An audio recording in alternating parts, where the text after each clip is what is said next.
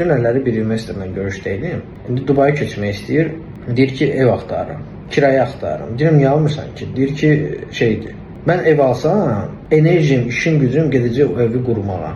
Nə bilim, divarını necə rəngləyim, hansı mebeli alım, nə bilim, orasını düzəldim, burasını düzəldim, mən işləyə bilməyəcəm. Baxın da, yəni mənim kimi adamlar bunu fikirləşir. Siz onu fikirləşmirsiniz. Çünki biz başa düşürük ki, sənin ən güclü resursun, pul gətirən şeyin sənin vaxtın və mental enerjin. Sən o mental enerjini toksik qadına sərf edəcəksənsə və yaxud qızlara sərf edəcəksənsə və yaxud belə mənasız alışlara sərf edəcəksənsə, sənin işləməyə vaxtın olmayacaq. Məsəl üçün, mən bir dostum deyim, qohumum deyim var.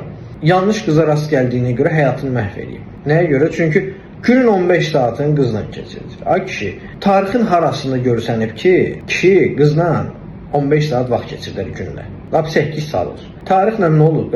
Adamlar gediblər ova, 3 gün sonra qayıdıblar, yeməyi bişiriblər, yeyiblər, biraz sekslə məşğul olublar, təzədən gediblər ova. Ya gediblər müharibəyə, aylarla gəlməyiblər, 6 aydan bir gəliblər evə baxıblar ki, salam əleykum, mən buradayım. Harada görsənib? O ki, kişi arvadın yanında dayanacaq, onun nazı ilə oynayacaq, onu nə bilim, xoşbəxt eləməyə çalışacaq. Yoxdur elə dünya. Bunu sizə elə qadınlar, biz bunu istəyirik deyərək beyninizi yuyub doldurublar və siz enerjinizi, bütün resurslarınızı alırlar.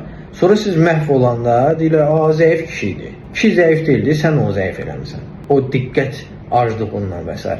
Və ən əsası da maraqlı bir məsələ var ki, qadınlar heç vaxt həqiqətən istədiyi şeyi dilə gətirə bilmirlər. Heç bilmirlər də, başa da düşmürlər. Deyirlər ki, mən bunu istəyirəm.